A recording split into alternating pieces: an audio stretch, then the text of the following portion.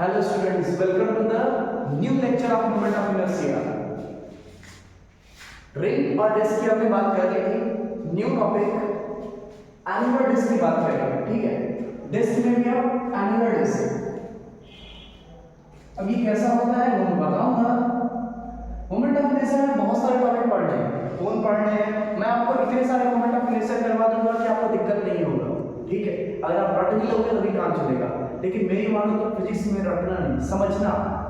क्योंकि रटना होता है तो आपके पास बहुत सारे नोट्स मिल जाएंगे, दुनिया भर के नोट्स मिल जाएंगे, ऑनलाइन टाइप करोगे बहुत सारे मिल जाएंगे. लेकिन समझना चीज़ों को कैसे निकालना.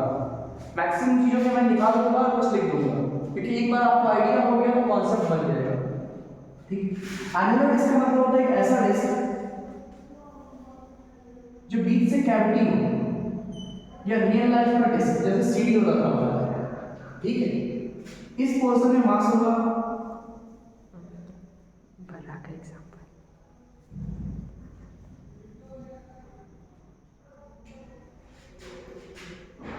ये रेडियस r1 और ये रेडियस r2. ये एनुलर डिस्क का डायग्राम है. एक ऐसा डिस्क जिसके दो रेडियस, एक आउटर रेडियस दूसरा इनर रेडियस. ठीक है, डिस्क लाइक स्ट्रक्चर. तो मास कहां डिवाइडेड होंगे इस पोर्शन पे. कोई दिक्कत? एक डिस्क का मोमेंट ऑफ इनर्शिया कितना होता है? देखो ये शेडेड पोर्शन जो है ना, इसका मास होगा m. मान लिया कि m is the mass of shaded portion.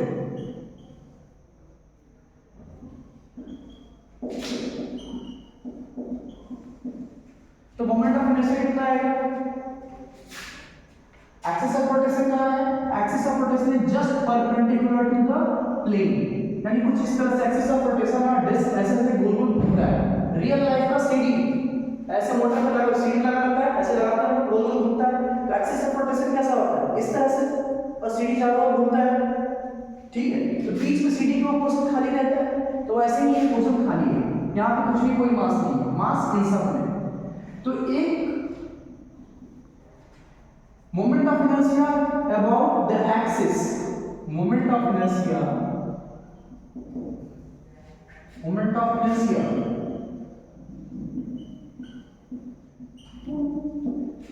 about the axis passing through. ये कहाँ है? क्या है? Centre of mass. तो passing through centre of mass.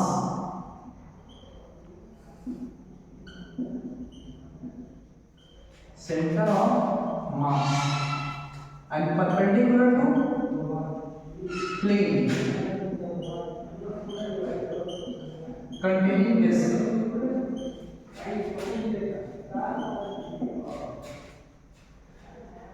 तो इसको मान लेते हैं I. ये जो हमने लिखा है इसको मान लेते हैं I. यानी कि moment of inertia along this axis is I. Then I is equal to, एक डिस्क का मोमेंट ऑफ इनर्शिया कितना होता है? mr² 2. तो m बाई 2 तो लिखेंगे, लेकिन यहाँ रेडियस कितना होगा? Average r1² plus r2². This is the moment of inertia. ठीक है, बात समझ में आ रही है? एनुलर डिस्क की एवरेज रेडियस मैंने लिखी है r1² प्लस r2². अब निकालते हैं moment of inertia of sphere. ठीक है, जिसको भी नोट करना हो पॉज करके नोट कर देना. ठीक है, इन वैल्यू की जितनी वैल्यूज मैं लिख पाऊंगा मोमेंट ऑफ इनर्शिया, आप उससे रट लोगे. मान लो मैं इसी में थोड़ा सा चेंज कर देता कि मोमेंट ऑफ इनर्शिया, मैं कहता कि मोमेंट ऑफ इनर्शिया हम दिस एक्सिस निकालने के लिए. तो कैसे निकालते हैं? ऐसे केस में हम थ्योरम लगाते हैं. एक तो पता है मुझे, तो इसको हम लिख लेते हैं i एक्सिस. मुझे इसके अलावा निकालना है तो एक और एक्सिस में ड्रॉ कर लेता. परपेंडिकुलर एक्सिस थ्योरम अप्लाई करूंगा ऐसे केसेस में, क्योंकि जो मुझे एक्सिस पता है और जो निकालना है वो दोनों एक दूसरे के परपेंडिकुलर है. हमें किसका पता है? जो axis direct perpendicular to plane है, हमें किससे निकालना है? ये दोनों एक्सिस एक दूसरे के परपेंडिकुलर, तो मैं परपेंडिकुलर एक्सिस थ्योरम लगाऊंगा। थर्ड एक्सिस मैंने खुद से ड्रॉ कर ली है, क्योंकि बिना थर्ड एक्सिस के परपेंडिकुलर एक्सिस थ्योरम नहीं ले सकता, मिनिमम 3 एक्सिस चाहिए। इसे मैं आई एस मान लेता हूँ, ये हो गया आई वाई और this one is I Z. तो according to perpendicular axis theorem I X plus I Y is equal to I Z. I X के अलावा कट करूं या आई वाई के अलावा कट करूं तो डिस्क सिमिलर कट होगा। मान लो ये एक्सिस अगर नहीं होता, किस तरह से कट करता तो भी सेम कट होता, ठीक है। अब ये है, इस तरह से कट करूंगा तो भी सेम पार्ट में कट करेगा, यानी कि सिमेट्री फिगर होगा। तो यानी लिख सकते हैं I X is equal to I Y is equal to I. तो यहाँ पे I plus I is equal to I Z. I Z की वैल्यू भी हमने निकाला था, कितना था, m by 2 r1 square plus r2 square. तो i is equal to m by 4 r1 square plus r2 square. Clear है? ऐसे हो, अब अगर ये मिल गया तो ये भी मिल जाएगा, इसके अलावा भी निकाल सकते हैं, कोई दिक्कत, ठीक है। मान लो इसी क्वेश्चन में थोड़ा और चेंज कर देते हैं। ये मोमेंट ऑफ इनर्शिया किसके लिए आ गया, ये मोमेंट ऑफ इनर्शिया आ गया दिस एक्सिस के लिए, आई एक्स के लिए या फिर आई वाई के लिए, ये एक्सिस के अलावा, यानी कि यहां पर लिख सकते हैं m by 4 r1 square plus r2 square is the moment of inertia, is the, मैं शॉर्ट में लिख दे रहा हूं, I is the moment of inertia. तो m, this is the I, the moment of inertia along the diameter,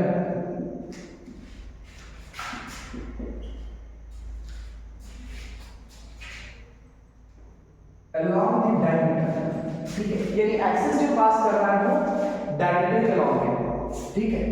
moment of inertia m by 4 r1 square plus r2 square is the moment of inertia along the diameter। कोई दिक्कत?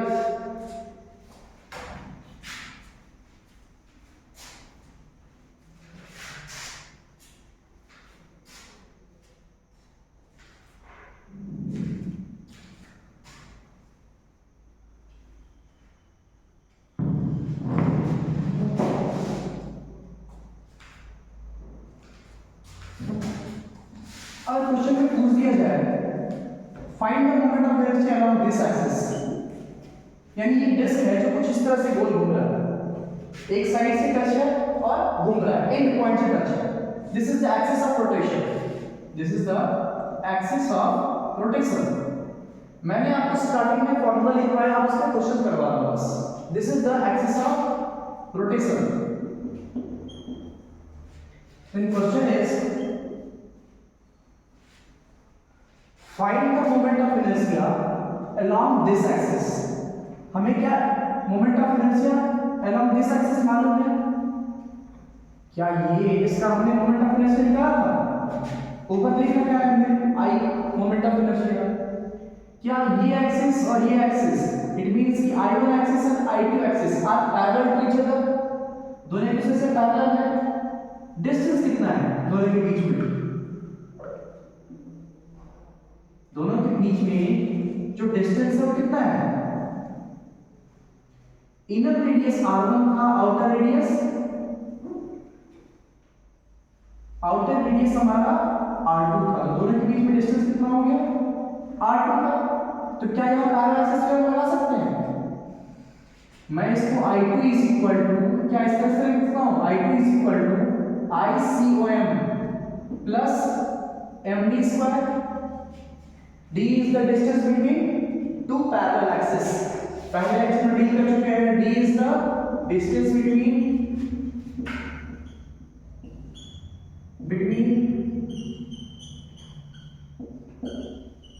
two parallel axes।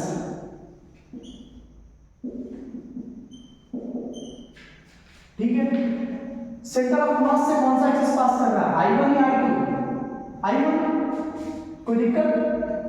इसका moment of inertia कितना आया था m/4, यानी कि I2 is equal to I1 plus m, d का value कितना है R2, यानी कि R2 का स्क्वायर, I1 की वैल्यू कितनी m/4 R1 square plus R2 square plus m into R2 square. इसको कुछ इस तरह से लिख सकते हैं कि m अगर कॉमन ले लें तो कितना आ जाएगा m/4 कॉमन ले लिया जाए तो R1 square plus R2 square plus 4 R2 square. After that m/4 R1 square plus 5 R2 square. This is the moment of inertia along I2 axis. This is the moment of inertia along I2 axis.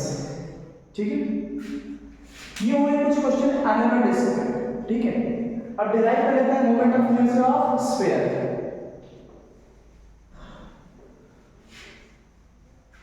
थोड़ा fast चलेंगे ताकि हमें बहुत कुछ समझ में आए।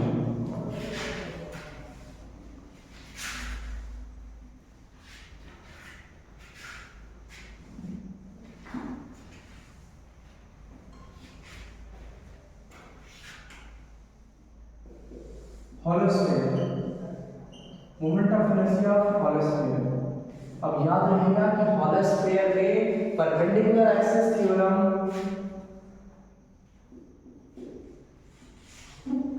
Hollow sphere में perpendicular axis theorem not applicable है,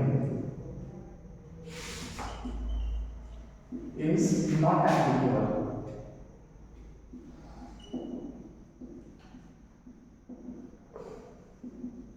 क्योंकि एक स्फीयर कैसा ऑब्जेक्ट है, 2D या 3D? 3D, तो ये एप्लीकेबल नहीं। एक हॉलो स्फीयर हमने ड्रॉ किया, ठीक है, इसके सेंटर से एक एक्सिस ड्रॉ कर लिया, this is the axis of rotation, और हॉलो स्फीयर ऐसे गोल घूम रहा है। एक कॉस्को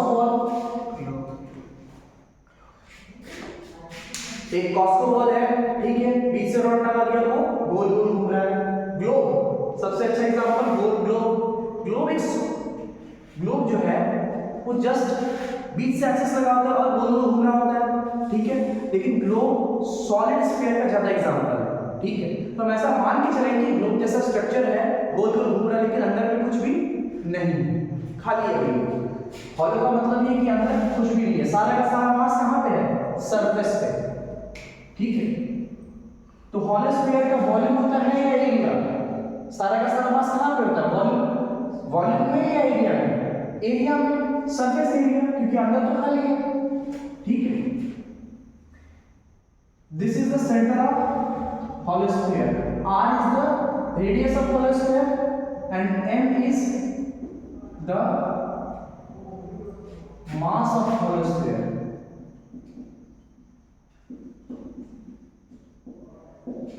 ठीक है, अब इसे डिराइव करने के लिए हम क्या करेंगे, तो हॉलो स्फीयर को थोड़ा सा मिड से दो पार्ट में डिवाइड कर देंगे, क्योंकि एक स्फीयर सिमेट्रिकल होता है, चाहे उसे सेंटर से आप किसी तरह से डिवाइड करें, यानी कि उसके डायमीटर के अलावा उसको कैसे भी डिवाइड करें, ठीक है, वो दो पार्ट में डिवाइड हो जाएगा।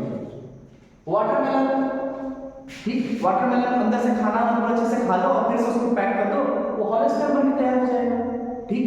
बेटर एग्जांपल, बीच से आराम से वो कॉस्को बॉल, प्लास्टिक के ball, Cosco ball in means tennis ball, ठीक है। ये हमारा एक्सिस ऑफ रोटेशन हो गया, ये मिड से हमने डिवाइड कर लिया ताकि एक्सिस ऑफ रोटेशन हम अच्छे से निकाल सके। मोमेंट ऑफ इनर्शिया यहां से हमारा क्लियर हो जाएगा। सबसे पहले हम r डिस्टेंस पे जाएंगे, ठीक है, थीटा एंगल ले लेंगे, यहां से थीटा एंगल जाकर कट करेंगे, क्योंकि डायरेक्ट फॉर्मूला नहीं है। एक हॉलो स्फीयर को एलिमेंटल पार्ट उसका लिया जाए तो कैसा एलिमेंटल पार्ट बनेगा?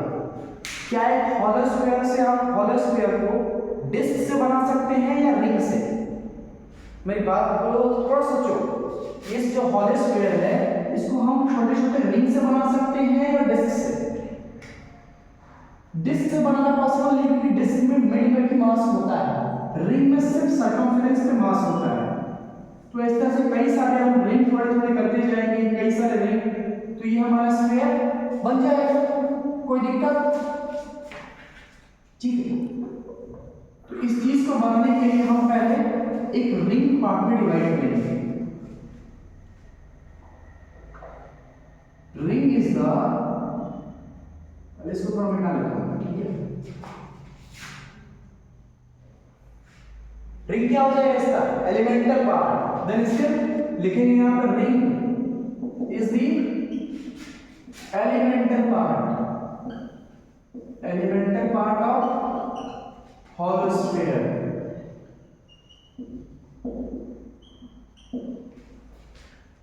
तो रिंग एलिमेंटल पार्ट है तो बनाना पड़ेगा, एलिमेंटल पार्ट को बना लो, एक कट लगा दिया, हॉलो क्या स्फीयर रिंग बन गया?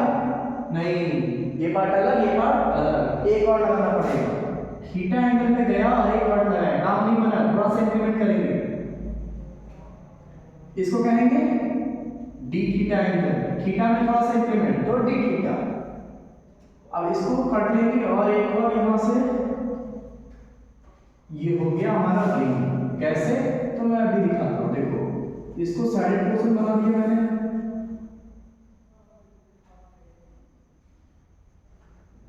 क्या रिंग तैयार हो गया? थोड़ा अच्छा वाला रिंग नहीं है लेकिन हाँ रिंग जरूर है। Okay, ring ready. इस थिकनेस को कितना कहेंगे? ये जो थिकनेस बना, ये थिकनेस कितना होगा? ये थीटा, रेडियस आर, तो क्या लिख सकते हैं? आर, ये एंगल डी थीटा, ये कितना? Thickness are D theta. कोई दिक्कत? इस रिंग का रेडियस कितना होगा? इसको स्मॉल आर लिख सकते हैं। इस टोटल रेडियस को कितना है? Capital R. ठीक है, अब मेरी बात को समझते हैं, इसको समझिए, ये आर है, ठीक है, तो इसका जो कंपोनेंट लिया जाएगा, यानी ये कंपोनेंट जो होगा इस लाइन का, वही इसका रेडियस होगा। कोई दिक्कत? क्या लिख सकते हैं कि r cos थीटा, ये जो डिस्टेंस होगा वो कितना होगा? r cos theta. क्या यही रेडियस होगा? तो small r is equal to r cos theta. Vector का इस्तेमाल किया हमने कंपोनेंट लेने के लिए, और ये लेंथ कितना होगा? क्या इसको लिख सकते हैं r sin थीटा। कोई दिक्कत? चलो, इस रिंग का मोमेंट ऑफ इनर्शिया कितना होगा? आर डी थीटा, तो इसका थिकनेस हो गया, मास कितना? dm, तो मोमेंट ऑफ इनर्शिया कितना आएगा? I is equal to dm into small r square, यही होता है mr स्क्वायर रिंग का मोमेंट ऑफ इनर्शिया। ये क्या हो गया इसका? Small moment of inertia integrating di, I मिल जाएगा। छोटे छोटे रिंग को इंटीग्रेट करेंगे तो क्या, छोटे छोटे रिंग को जोड़ते जाएंगे तो कैपिटल आई बन जाएगा।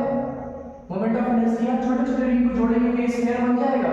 तो हर एक रिंग के मोमेंट ऑफ इनर्शिया को ऐड करेंगे तो पूरे स्फीयर का मोमेंट ऑफ इनर्शिया मिल जाएगा। कोई दिक्कत?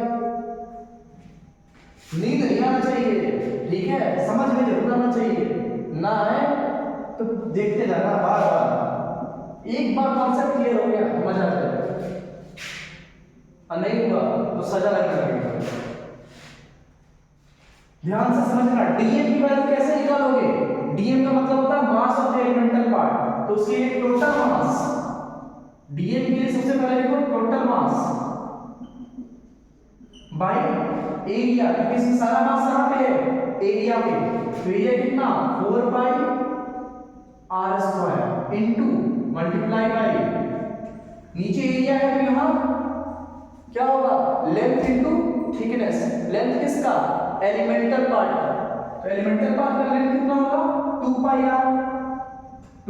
r into thickness. थिकनेस कितना? r d theta. कोई दिक्कत? Small r is equal to r cos theta. तो यहां लिखना शुरू करते हैं। इसको थोड़ा सा और एक्सपेंड कर लेते हैं ताकि हमें छोटा लिखना पड़े। 4 pi R square into 2 pi R की value R cos theta into R D theta. क्या आर स्क्वायर से आर स्क्वायर कट जाएगा? ठीक है, पाई से पाई, 2 से 2 टाइम्स में, ठीक है। तो m/2 cos theta into d theta, m/2 cos theta into d theta, this is the value of dm। अब r स्क्वायर की वैल्यू, r स्क्वायर की मतलब r square cos square theta, integrate करना है दिस इज dm। di की value में पूरा लिख दिया, इंटीग्रेट कहां से कहां तक। अगर ये 0 डिग्री एंगल है, ये एंगल पूरा होता है कितना? 0 डिग्री। थीटा यहीं से बनाया हमने, तो थीटा नीचे होता तो 0 डिग्री। 0 से कहां तक जाना है? ऊपर तक, यानी यहां कितना? π/2। और ये एंगल कितना? -π/2। तो नीचे से रखना शुरू करेंगे हम, तो नीचे एंगल कितना होगा? ये एंगल -π/2, -π/2 से +π/2। कोई दिक्कत समझ में आ रहा है? -π/2 से +π/2 क्लियर है? तो इंटीग्रेशन -π/2 से +π/2, ठीक है। ऊपर इंटीग्रेट करते हैं,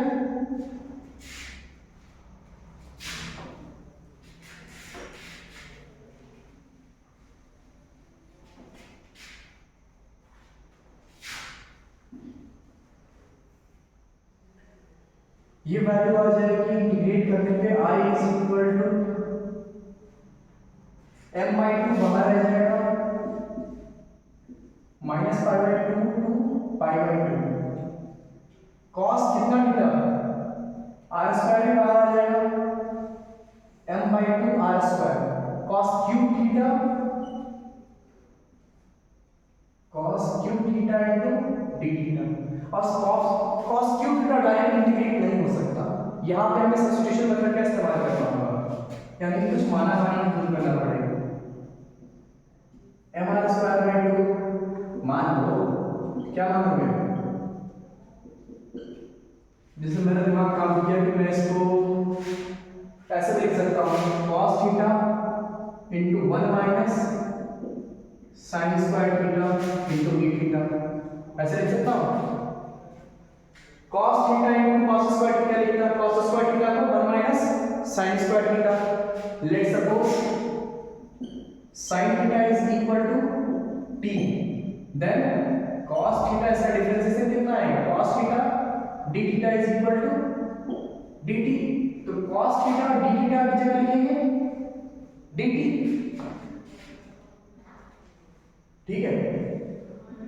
cos थीटा d थीटा की जगह dt और 1 minus t square into dt। अब ये बताओ sin -π/2 is -1 and sin π/2 is 1, तो इंटीग्रेशन लिमिट -1 से +1 तक, क्योंकि sin -π/2, sin थीटा का मान है t, sin -π/2 is -1 and sin π/2 is 1। ये कितना आ जाएगा? ये वैल्यू जब इंटीग्रेट करोगे तो t माइनस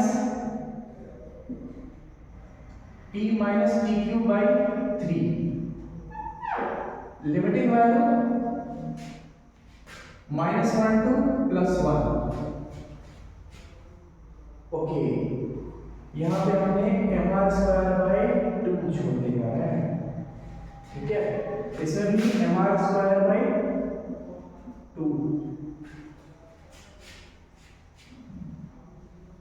ये वैल्यू कितनी आ जाएगी?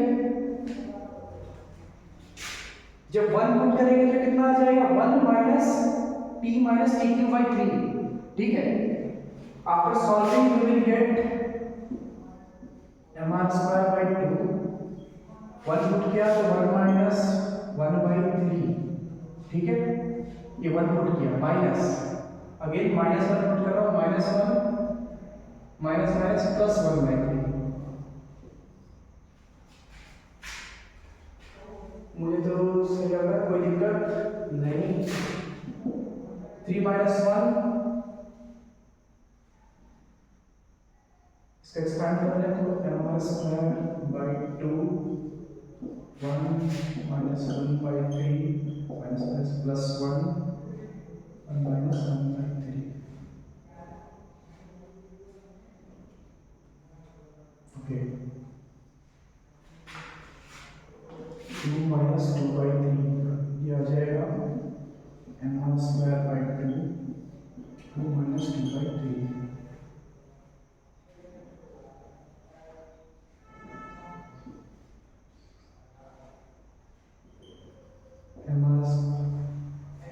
ये वैल्यू हो जाएगी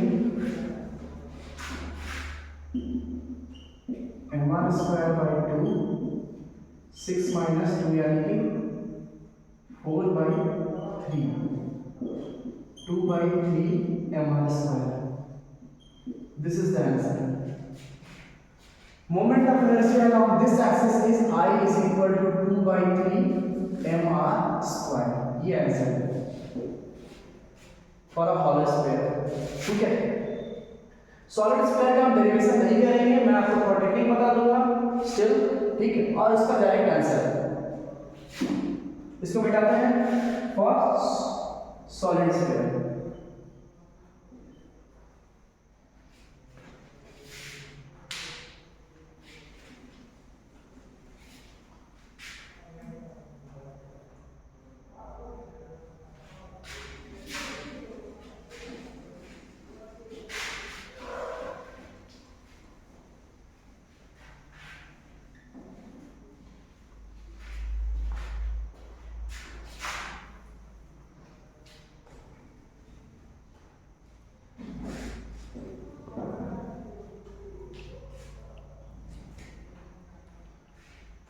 axis of rotation solid sphere में मिड से रखेंगे, कोई दिक्कत नहीं, सेम।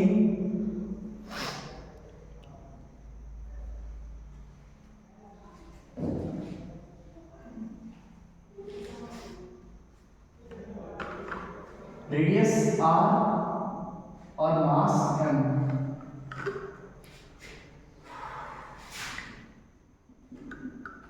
ठीक है, मास m। एक सॉलिड स्फीयर किससे बन सकता है? छोटे छोटे हॉलो स्फीयर से।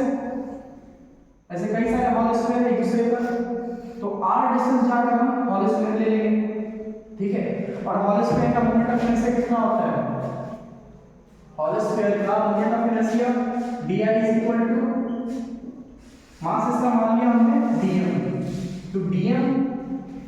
ठीक है, अभी हमने लिखा था हॉलो स्फीयर का moment of inertia 2 by 3 mr square, तो m की जगह इसका मास कितना है? dm। ठीक है, तो 2 by 3 dm और इसका रेडियस हमने कितना आ रहा है? स्मॉल r, तो dm into small r square. कोई दिक्कत? बात समझ में आ रही है? जब इंटीग्रेट करेंगे दोनों साइड, ये आ जाएगा i is equal to 2 by 5 mr square answer. अभी आप खुद से करके देखोगे, सिर्फ इसमें dm की वैल्यू निकालनी है और कुछ नहीं करना है। ठीक है, ठीक है।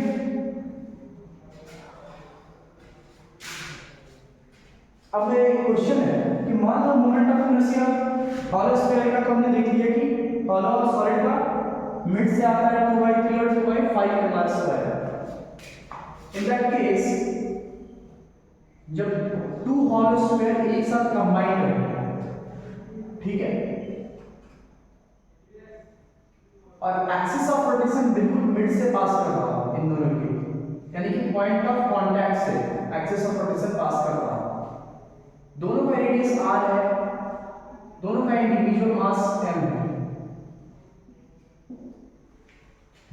both the spheres having mass m and radius r, axis of rotation passing through the point of contact, find the moment of inertia along this axis, find the moment of inertia along this axis। ऐसे cases में moment of inertia सबसे पहले एक का निकाल लेंगे और into 2 कर देंगे, क्योंकि दोनों का सेम डिस्टेंस है और सेम जगह से पास कर रहा है। तो ऐसे कैसे मोमेंट ऑफ इनर्शिया कैसे निकलेगा? हमने तो सेंटर से निकाला है, साइड से निकाला तो है नहीं। तो ऐसे हमें पहले से पता है कि हॉलो स्फीयर या सॉलिड स्फीयर में परपेंडिकुलर एक्सिस थ्योरम अप्लाई नहीं होता, पैरेलल एक्सिस थ्योरम अप्लाई होता है। तो हम कुछ ऐसे बना सकते हैं कि स्फीयर कैसे है, both the spheres are solid sphere.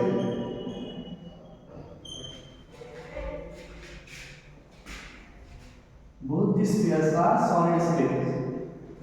सबसे पहले मुझे moment of inertia of this axis निकालना है। मैं इस एक स्फीयर को यहां लाके दिखा रहा हूं कि इस एक्सिस के अलॉन्ग मुझे मोमेंट ऑफ इनर्शिया निकालना है, ठीक है। इसके अलॉन्ग कितना है 2/5 mr²। Both axis are parallel to each other. In that case parallel axis theorem लगाएंगे I is equal to IC1 plus md²। I is equal to IC1 की वैल्यू कितनी 2/5 mr²। ये सेंटर ऑफ मास से पास कर रहा है, ठीक है। तो 2/5 mr² plus md²। Distance between two parallel axis r, radius ये कितना आ जाएगा 7/5 mr²। एक का 7/5 mr² आ गया अलॉन्ग दिस एक्सिस। यहां पे दो है तो मोमेंट ऑफ इनर्शिया कितना आ जाएगा 2 × 7/5 mr², यानी 14/5 mr²। इस तरह के क्वेश्चन बन जाएंगे, कोई दिक्कत? मान लो क्वेश्चन ऐसा नहीं है, क्वेश्चन में थोड़ा सा चेंज कर दिया गया, ठीक है। क्वेश्चन में ऐसा कर दिया गया कि there are 4 spheres,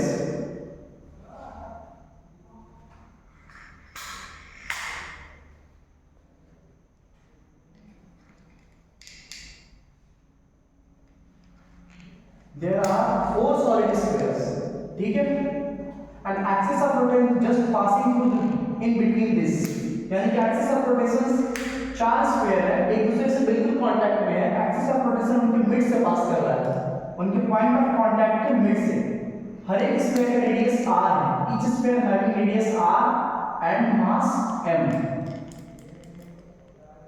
each sphere having radius r and mass m।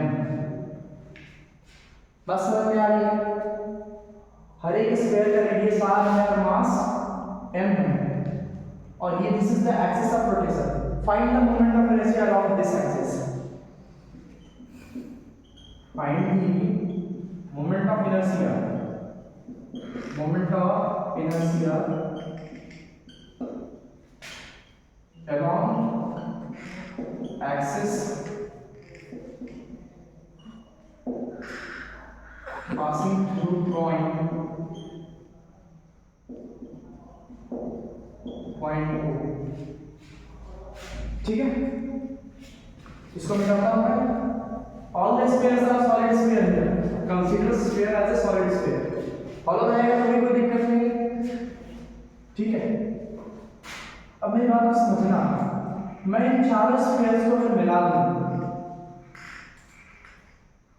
तो क्या ये जो डायग्राम बना है क्या ये एक स्क्वायर है? हर एक साइड 2r है, हर एक साइड क्या 2r है, कोई दिक्कत? और ये एक स्क्वायर का मिड पॉइंट है, ये मिड पॉइंट कितने डिस्टेंस पे होगा? ये मिड पॉइंट इस पॉइंट से कितने डिस्टेंस पे होगा? एक स्क्वायर की साइड अगर 2r है तो उसका डायमीटर कितना होगा? 2r का स्क्वायर प्लस 2r का स्क्वायर करो अकॉर्डिंग टू पाइथागोरस थ्योरम। ये राइट एंगल ट्रायंगल फॉर्म हो रहा है, तो पाइथागोरस थ्योरम के साथ कितना होगा 2r√2, कोई दिक्कत? और उसका हाफ कितना होगा, ये डिस्टेंस कितना होगा? तो दिस इज r√2, यानी half of this diagonal distance, कोई दिक्कत? ये पूरे डायगोनल का आधा होगा ये डिस्टेंस, यानी ये डिस्टेंस हमें मिल गया कितना r√2। कोई दिक्कत?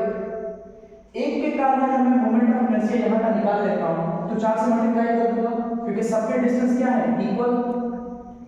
तो एक के कारण मोमेंट ऑफ इनर्शिया कितना आएगा? क्या हम पैरेलल एक्सिस में लगा सकते हैं? एक एक्सिस एक स्क्वायर को मैं बाहर बनाने के लिए, ठीक है। और ये डिस्टेंस यहाँ पर है, ये डिस्टेंस कितना है? r√2। इस एक्सिस के अलावा निकालना है और सेंटर से एक्सिस कुछ ऐसा जाता है, इसका मोमेंट ऑफ इनर्शिया कितना होता है सॉलिड स्फीयर का? 2/5 mr²। सेंटर ऑफ मास से जाने वाले एक्सिस का सॉलिड स्फीयर का मोमेंट ऑफ इनर्शिया होता है 2/5 mr², ठीक है। ये आईसी लाइन की वैल्यू 2/5 mr²। ऐसे बहुत सारे क्वेश्चन मिलेंगे, इनमें से कुछ एग्जांपल मैं बता दे रहा हूं। 2/5 mr², ये आईसी लाइन की वैल्यू हमें किसके चाहिए? I इज इक्वल टू निकालना है, तो I is equal to IC/2 plus parallel axis में md²। ये कितना हो जाएगा? 2/5 mr² प्लस md कितना है? r√2 का होल स्क्वायर, r√2 का होल स्क्वायर।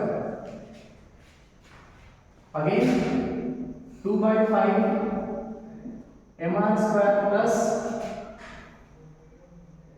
2mr²।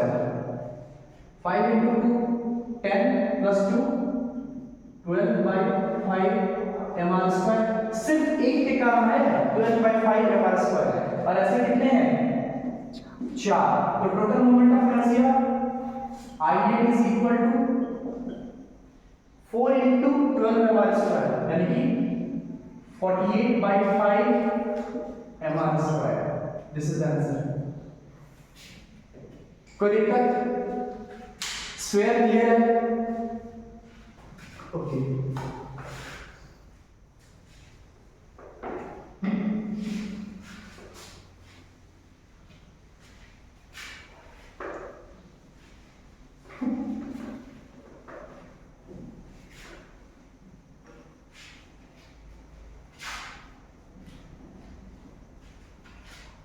वंस एक बार मोमेंट ऑफ इनर्शिया क्लियर हो गया तो मैं बहुत सारे क्वेश्चन करा दूंगा।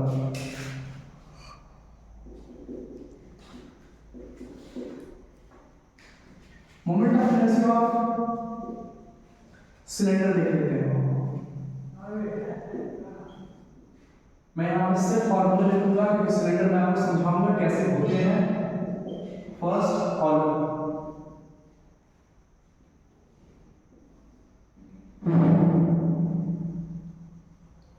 ठीक है। हॉलो सिलेंडर, रेडियस r, मास m, विजिबल है, ठीक है। Axis of rotation passing through the axis of cylinder, axis of rotation passing through the axis of cylinder, यानी इसके चारों ओर घूम रहा है। जैसे ये खुद का पेन अपने चारों ओर गोल घूम रहा है, ये सिलेंड्रिकल शेप अपने चारों ओर गोल घूम रहा है। तो मोमेंट ऑफ इनर्शिया कितना होगा? हम दिस एक्सिस, उसको हमने I इज इक्वल टू एक हॉलो सिलेंडर, किससे बना होता है? रिंग से, ठीक है। ऐसे छोटे छोटे रिंग जोड़ते जाएंगे तो इसका मोमेंट ऑफ इनर्शिया कितना होगा? रिंग के बराबर mr²। एकदम बिल्कुल रट लेना, दिमाग में बैठा लेना कि इसका मोमेंट ऑफ इनर्शिया कितना होगा? mr²। एक हॉलो सिलेंडर रिंग से बना हो सकता है, तो सॉलिड सिलेंडर किससे बना हो सकता है? एक हॉलो सिलेंडर रिंग से बना हो सकता है, तो सॉलिड सिलेंडर किससे बनेगा? डिस्क से।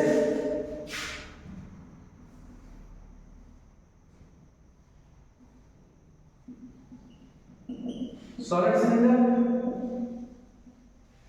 डिस्क, एलिमेंटल पार्ट इसका क्या होगा? डिस्क। इसका भी रेडियस होती है r, ले लिया है मास m। तो moment of inertia on this axis, same axis, this is for solid cylinder. तो मोमेंट ऑफ इनर्शिया कितना आ जाएगा? I is equal to disc का कितना होता है? mr²/2। जितना डिस्क का वही सॉलिड सिलेंडर का, जितना रिंग का अपना हॉलो सिलेंडर का, याद रहेगा। Next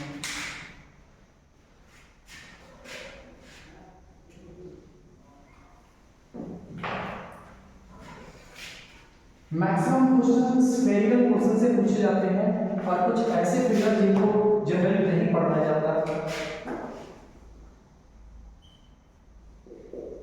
rectangular plate,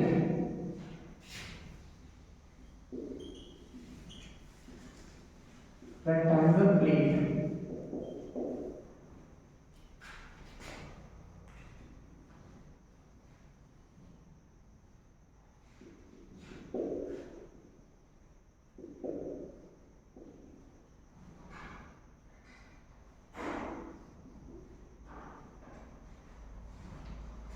rectangular plate, axis of rotation passing through in between, axis of rotation,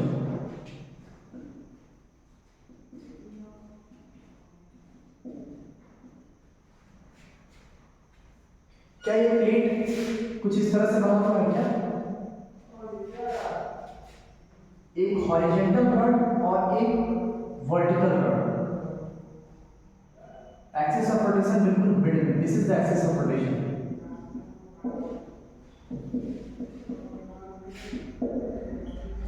क्या ये रॉड कुछ इस तरह से कट करे तो हॉरिजॉन्टल कट और कुछ इस तरह से कट करे तो वर्टिकल कट, इन दोनों के कॉम्बिनेशन से बना हुआ है।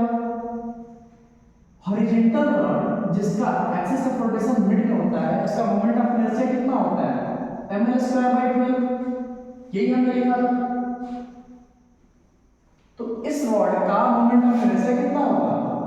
इस तरह का डिस्टेंस कितना है? a, यानी कि वर्टिकल हाइट कितनी है? a, तो ma²/12। सिमिलरली इसका कितना होगा? mb²/12, दोनों को ऐड करेंगे कितना? Net moment of inertia ma² + b²/12। कोई दिक्कत? अगर इसी में एक्सिस ऑफ रोटेशन कुछ इस तरह से पास करें तो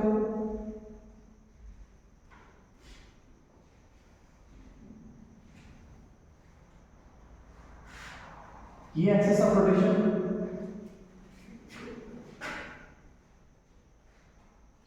if the axis of rotation is passing through like this, then moment of inertia is, क्या ये वन साइड से पास करता है? अगेन ये डिस्टेंस ये है और ये b है। इस फिगर को कुछ ऐसे भी देख सकते हैं क्या? ये है एक्सिस ऑफ रोटेशन और एक रॉड है जो कुछ इस तरह से पास करता है।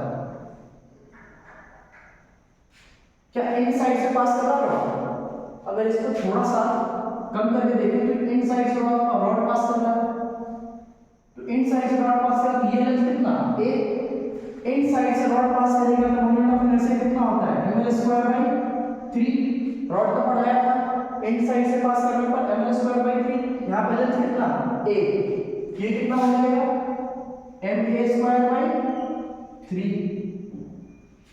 इसका आंसर कितना आ जाएगा? Moment of inertia along this axis ma²/3। कोई दिक्कत?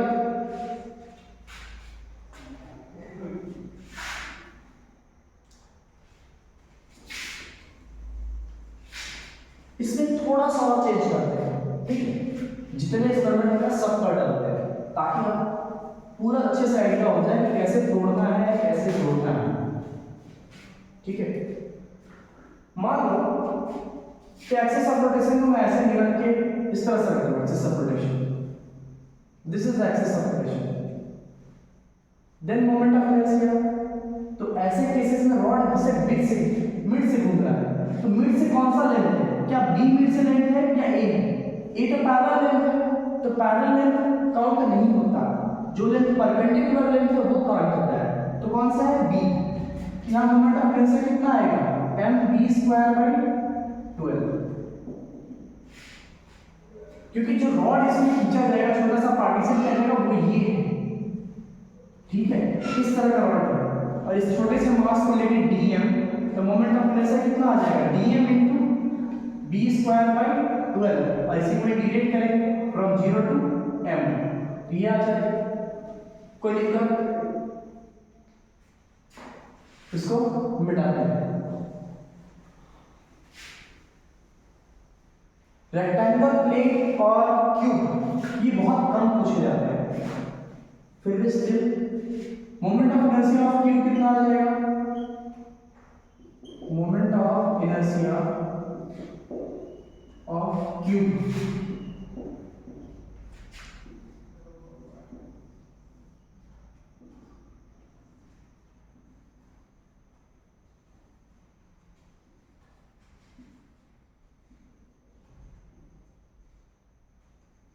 axis of rotation is passing like this.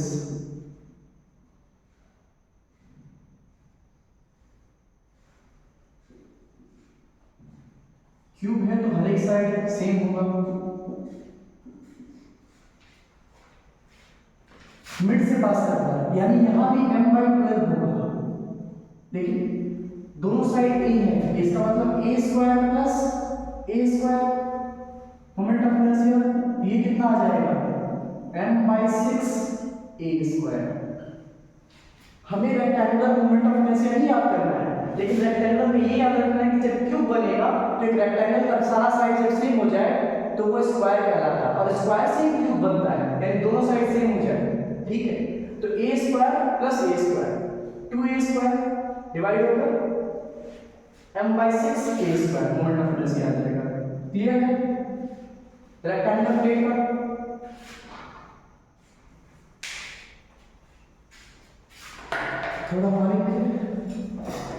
थोड़ा पानी पीने से थोड़े थोड़े आइडिया आ जाते हैं, फटाफट आप देखो।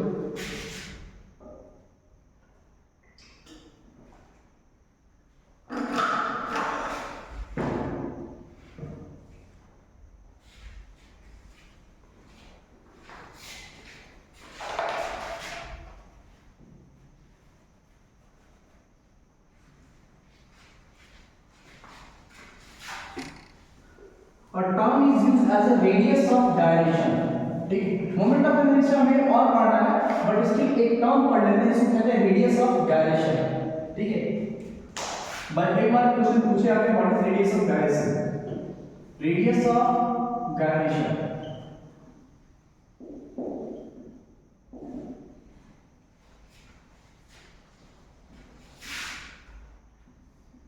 generally is denoted by k, somewhere it is denoted by r, कहीं r से कहीं k से डिनोट करते हैं। ऐसा मानते हैं कि जितने भी आप मोमेंट ऑफ इनर्शिया निकालते हैं, ठीक है, जितने भी मोमेंट ऑफ इनर्शिया आप निकालते हैं उनको पॉइंट पार्टिकल के मोमेंट ऑफ इनर्शिया से इक्वेट करते हैं, और उसके r की जो वैल्यू आती है उसी को कहते हैं रेडियस ऑफ डायरेक्शन। जैसे मान लेते हैं कि सॉलिड स्फीयर उसके बीच से जब एक्सिस जाता है इसका मोमेंट ऑफ इनर्शिया कितना होता है? 2/5 mr²। ठीक है, इसके मोमेंट ऑफ इनर्शिया को पॉइंट पार्टिकल के मोमेंट ऑफ इनर्शिया, यानी पॉइंट पार्टिकल का मोमेंट ऑफ इनर्शिया कितना होता है? mk² या mr²। ठीक है, तो mk² लिखेंगे, इस mk² से k की वैल्यू निकालेंगे, तो m से m कट जाएगा, k इज इक्वल टू कितना आ जाएगा? Root under of 2/5 r², this is root over of 2/5 r, this is known as radius of direction. ठीक है, रेडियस ऑफ डायरेक्शन का फार्मूला कुछ इस तरह से दिया गया है कि I moment of inertia is equal to mk², point particle का मोमेंट ऑफ इनर्शिया कितना होता है? mk², then k is equal to root over of I/m, यानी किसी भी ऑब्जेक्ट का moment of inertia along this axis निकालें, उसे मास से डिवाइड करके रूट कर देंगे, that is known as radius of direction. Radius of direction short definition. ठीक है, radius of direction is the square root of ratio of moment of inertia. Radius of direction it is the square root of ratio of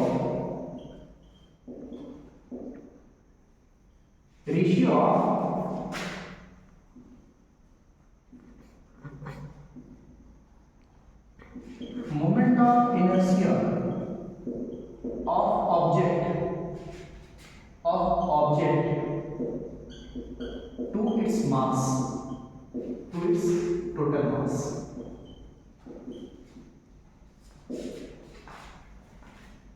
Okay, it is a short definition for radius of galaxy. कई सारे देख सकते हैं। Hollow sphere का moment of inertia कितना होता है? 2/3 mr²। इसको m के स्क्वायर से इक्वेट करेंगे, ठीक है। m से m कर लिया, k = √2/3 r। This is known as radius of galaxy.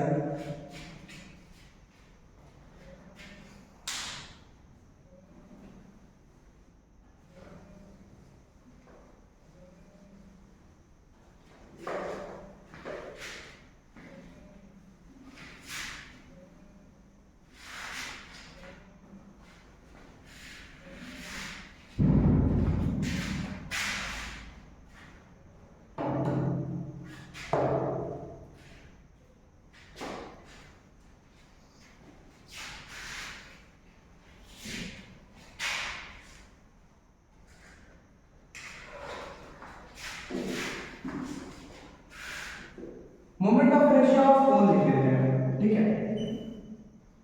Moment of inertia of cone, inertia of cone. Cone में भी दो टाइप के होते हैं, एक हॉलो और दूसरा सॉलिड। तो पहले हॉलो देख लेते हैं। आइसक्रीम वाला कौन, आइसक्रीम वाला कौन। हॉलो कौन, hollow hollow hollow hollow hollow hollow hollow. ये फिगर देख के कुछ याद आ रहा है थोड़ा बहुत, इसको अगर सीधा कर दिया जाए तो इसी में आइसक्रीम खाते हैं ना अच्छे से, तो आइसक्रीम खाने के बाद जो शेप बच जाता है that is the hollow. Ice cream डाले का नहीं, बिना आइसक्रीम के जो शेप होता है उसको कहते हैं हॉलो। तो उल्टा कर दिया तो कुछ ऐसा ही बनेगा। अंदर कोई मास नहीं, मास कहाँ होता है? ऊपर वाले सरफेस, और ये रहा उसका एक्सिस ऑफ रोटेशन, ठीक है। This is the hollow cone and this is axis of rotation. इसका रेडियस r, इस हाइट को कहते हैं स्लैंट हाइट। L is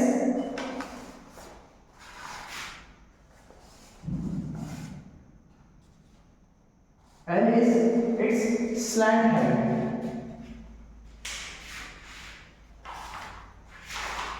जैसा कि हम देख सकते हैं ये हुआ हमारा कोन, ठीक है, बिल्कुल हॉलो कोन।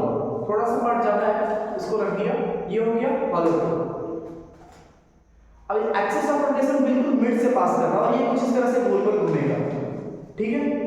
सारा का सारा मास कहाँ होता है? क्या अंदर कोई मास है? नहीं, मास कहाँ है? सरफेस पे। पेपर कहाँ है? सारा सरफेस पे। तो मास कहाँ है? सरफेस पे। सरफेस का मतलब एरिया, ना कि वॉल्यूम, ठीक है। ये हो गया इसका slant height. m is total mass of cone, ठीक है। तो डेरिवेशन शुरू करते हैं। अब एक बात बताओ, छोटे छोटे जब कट करेंगे, इसके छोटे छोटे कट, इस तरह से कट किया, एक इस तरह से कट किया, तो ये कोन का क्या बनेगा? क्या रिंग बनेगा या डिस्क बनेगा? एलिमेंटल पार्ट इसका हॉलो कोन का रिंग बनेगा, ठीक है।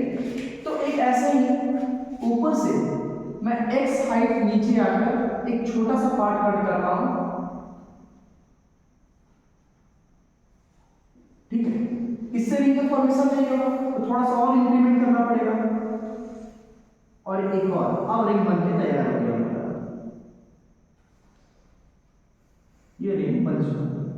इस थिकनेस को कहेंगे, ये लेंथ अगर मेरा x है तो थोड़ा सा थिकनेस इंक्रीज किया तो कितना होगा? dx। कोई दिक्कत? ये बात समझ में आ रही है? इस elemental part here ring is the elemental part. Elemental part का मतलब होता है वो पार्ट जिससे ऑब्जेक्ट को बनाया जा सके, ठीक है। छोटे छोटे उस पार्ट को जोड़ जोड़ कर वो पूरा ऑब्जेक्ट बनाया जा सके। तो इस रिंग को छोटे छोटे रिंग को जोड़कर बना सकते हैं, बस रेडियस वेरी करेगा। कोई दिक्कत? Here ring is the elemental part of cone. कौन सा कोन? हॉलो। ठीक है, इसका मोमेंट ऑफ इनर्शिया कितना होता है रिंग का? mr²। इसका मास कितना होगा एलिमेंटल पार्ट का? dm। तो मोमेंट ऑफ इनर्शिया भी छोटा सा होगा, di is equal to dm into इस रेडियस को हम ले लेते हैं, इस छोटे से रेडियस को ले लेते हैं स्मॉल r, तो dm इनटू r²। अगर मैं इसको इंटीग्रेट कर दूं तो पूरा मोमेंट ऑफ इनर्शिया निकल जाएगा, कोई दिक्कत? I is equal to dm into r² का इंटीग्रेशन। यहाँ दोनों एक साथ इंटीग्रेशन नहीं हो सकता, क्योंकि dm भी चेंज कर रहा है, r भी चेंज कर रहा है। जैसे जैसे बढ़ेगा dm भी चेंज, मास भी चेंज होगा, रेडियस भी बढ़ता या घटता जाएगा, तो कन्वर्ट करना पड़ेगा। किसे कन्वर्ट करेंगे? dm को, ना कि r, in the term of r। ठीक है, dm इज इक्वल टू क्या हो जाएगा? Total mass by total area. Curve surface area कितना होता है कोन का? Curve surface of area of cone is pi R L. ठीक है, into length of cone 2 pi R into dx, जितना थिकनेस है इसका। अभी भी यहाँ पे प्रॉब्लम है कि r और dx दो अलग अलग क्वांटिटी है, x अलग वेरिएबल है, r एक अलग वेरिएबल है। तो इस r को कैसे निकाला जाए?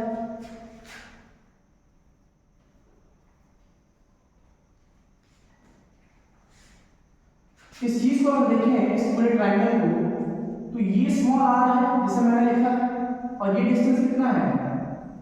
x। ये पूरे को देखें तो ये कितना है? L, और नीचे कैपिटल R। क्या ये दोनों ट्रायंगल सिमिलर ट्रायंगल है? Two angles equal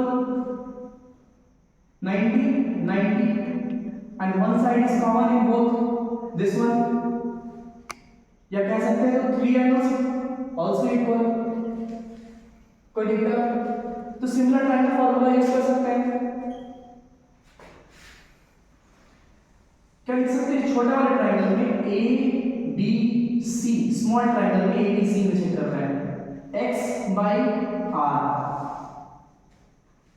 x by R is equal to बड़े वाले ट्रायंगल में A D E, x by R is equal to, इसमें भी पहले स्लैंट है यानी कि l by capital R। r is equal to कितना आएगा? r is equal to x into r by l, x into r by l। इस r की वैल्यू को हम यहाँ पुट कर सकते हैं, कोई दिक्कत?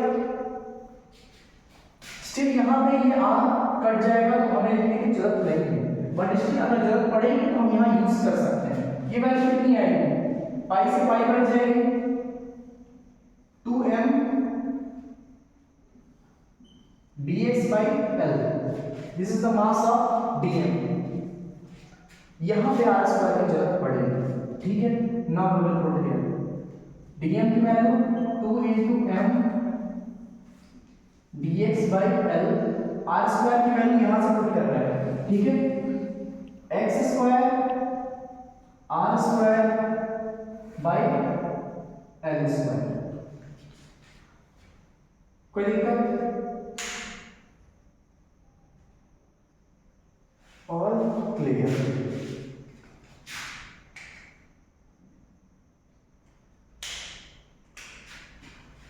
थोड़ा सा मिटा देते हैं, ठीक है?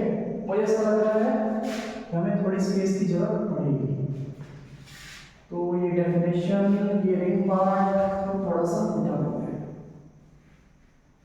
मुझे इस वैल्यू की जरूरत है, तो इस वैल्यू से मैं काम लेता हूँ। Integration i is equal to 2m, ठीक है? कुछ छूट तो नहीं है, ऐसा लग रहा है कुछ छूट रहा है, कोई डेरिवेशन में कोई कमी है? x by r is equal to l by r, x is equal r is equal to r, ठीक है, एलिमेंटल पार्ट dr dm।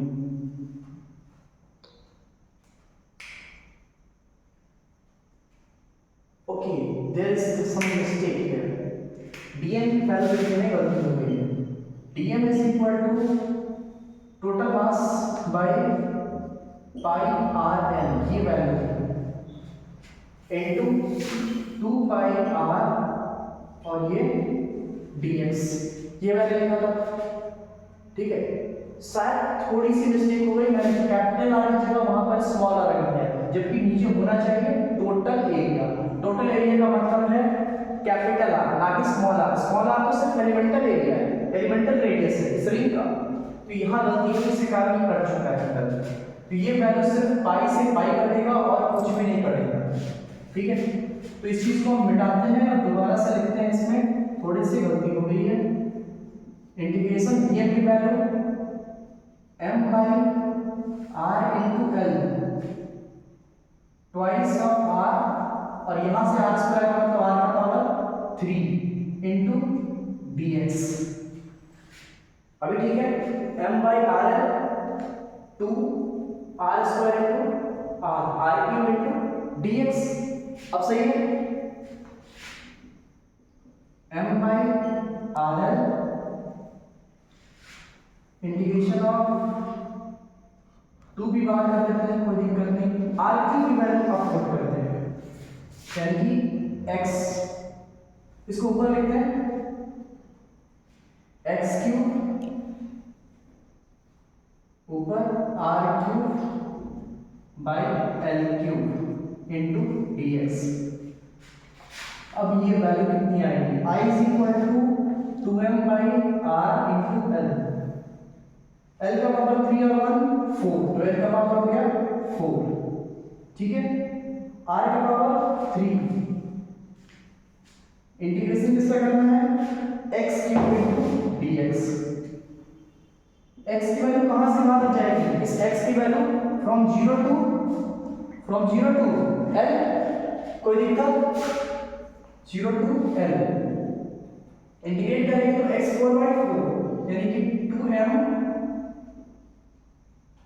क्या एक आर से यहाँ एक आर कट जाएगा, ये आर स्क्वायर हो जाएगा, कोई दिक्कत, नीचे बाई एल का पावर 4 और ये एक्स का पावर 4 पुट करेंगे तो कितना आ जाएगा, एल का पावर 4/4 इंटीग्रेशन, एल के पावर 4 से ये कैंसिल, 2 टाइम्स में ये कैंसिल, यानी कि M R square by 2 complete, कोई दिक्कत। This is the moment of inertia of hollow cone, axis passing through the center of mass of the cone. Okay. Similarly, solid में कितना आएगा,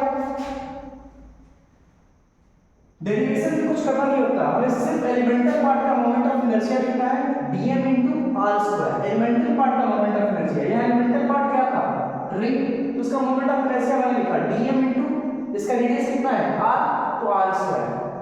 अब dm की वैल्यू और r की value in terms of given data लेना है, तो गिवन डाटा क्या है, r और l, तो in terms of given data मैंने लिया, r को चेंज कर दिया with the help of similar triangle, x by r is equal to l by r, और dm की वैल्यू निकाला total mass by total area into length of elemental part, नीचे area है, हमेशा याद रखना है जब कभी भी dm निकालते हैं तो नीचे मास एरिया है, तो यहां पर length of elemental part into its thickness, in that case नीचे मास और ये वॉल्यूम है, नीचे वॉल्यूम, तो ऊपर area of elemental part into its thickness. ठीक है, नीचे मास है, सिर्फ मास बाय लेंथ है, dm निकालना है, सिर्फ मास जो टोटल मास है वो लेंथ है, जैसे कि रॉड, तो यहां पे सिर्फ थिकनेस लिख रहेगा। ये चीज हमें करना होता है dm निकालने के लिए, ये एरिया टोटल एरिया है, लेंथ टोटल लेंथ है, वॉल्यूम टोटल वॉल्यूम है, लेकिन यहाँ एरिया और लेंथ एलिमेंटल पार्ट, जो एलिमेंटल आप लेंगे, रिंग लेंगे, डिस्क लेंगे, उस पर डिपेंड करता है। ठीक है,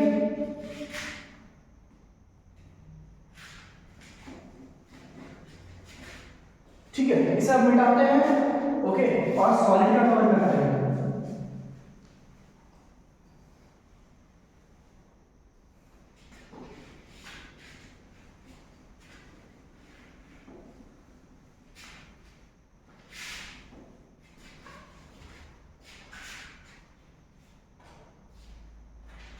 सॉलिड में सेम काम करेंगे। सॉलिड में होता क्या है, एक आइसक्रीम, एक कोन में जब आइसक्रीम भर देंगे तो क्या हो जाएगा, पूरी की तरह सॉलिड। जब सॉलिड हो जाएगा तो एक कट करेंगे सॉलिड का नीचे वाला पोर्शन, तो कैसे बन के आएगा, डिस्क। सॉलिड में तो अंदर भी मास होता है, तो कैसा बन के आएगा, डिस्क। कोई दिक्कत? तो एक अब हम रिंग की जगह क्या लेंगे, डिस्क, यानी कि ये पूरा का पूरा पोर्शन सैडेड होगा, ठीक है।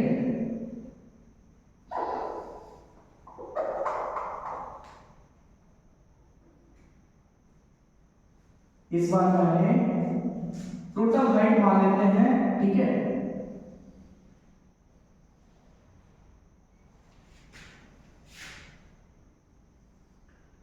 h is perpendicular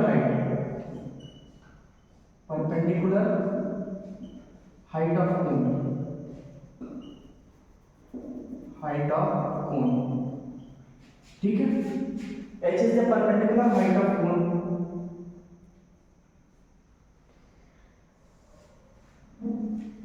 r is the radius of the cone, ठीक है। एक एलिमेंटल पार्ट लिया जिसे हमने डिस्क कहा, x डिस्टेंस नीचे आकर एलिमेंटल पार्ट लिया, ये x डिस्टेंस है। r is the radius of this disk, small r is the radius of the disk। ये डिस्टेंस कितना, ये जो डिस्टेंस लिया परपेंडिकुलर डिस्टेंस मैंने x लिया, उसमें थोड़ा सा इंक्रीमेंट किया ताकि थिकनेस बना सके, ठीक है। डिस्क बनाने के लिए थिकनेस तो चाहिए ना, एक कट में तो बनेगा नहीं, दो कट चाहिए था, तो ds इज दिस थिकनेस और x नीचे लेंथ का क्या बनाया, ठीक है। तो moment of inertia of disc कितना होगा, क्योंकि हमें एक बार डिस्क का मोमेंट ऑफ इनर्शिया मिल गया तो सबको इंटीग्रेट कर देंगे।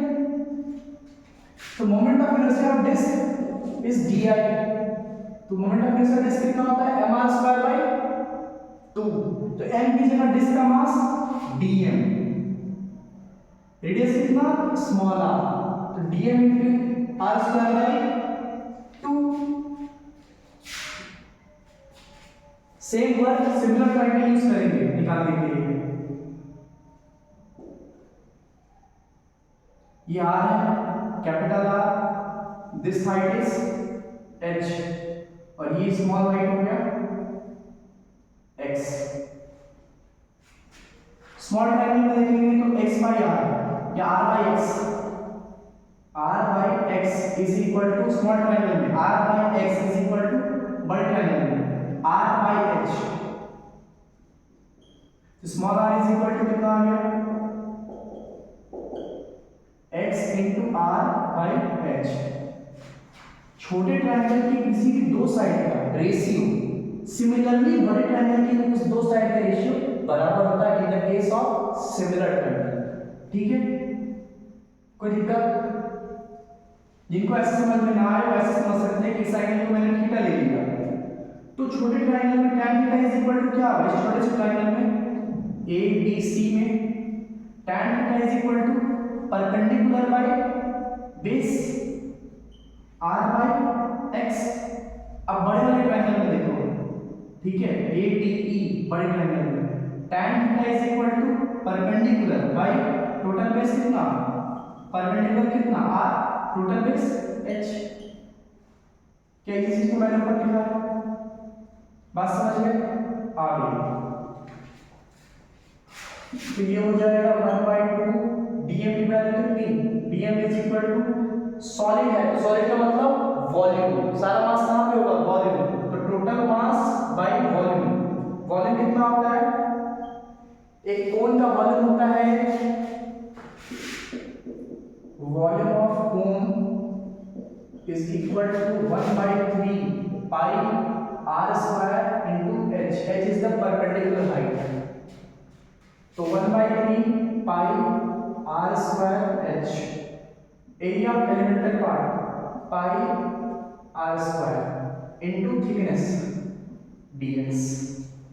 ठीक है, पाई से पाई कैंसिल, यहां पुट करेंगे dA की जगह पर वैल्यू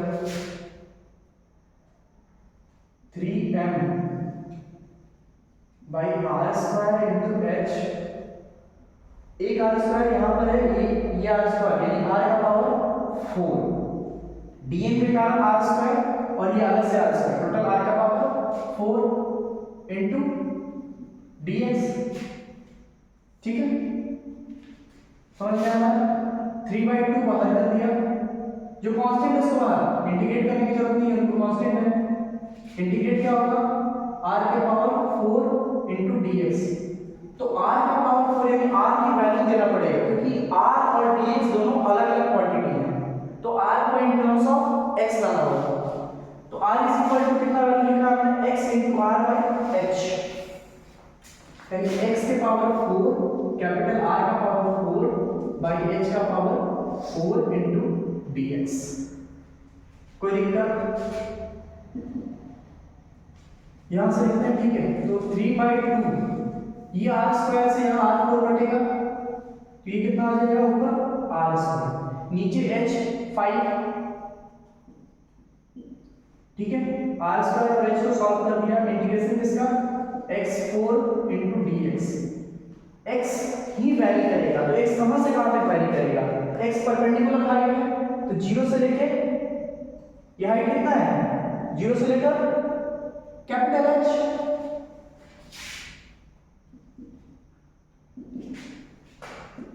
इंटीग्रेशन x4 का x5/5, ये वैल्यू आ जाएगी 3/10 mr square. This is the moment of inertia of a cone, solid cone, 3/10 mr square. Okay, आज के लिए यहीं पे कर देते हैं, ठीक है। नेक्स्ट वीडियो में फिर आगे करेंगे।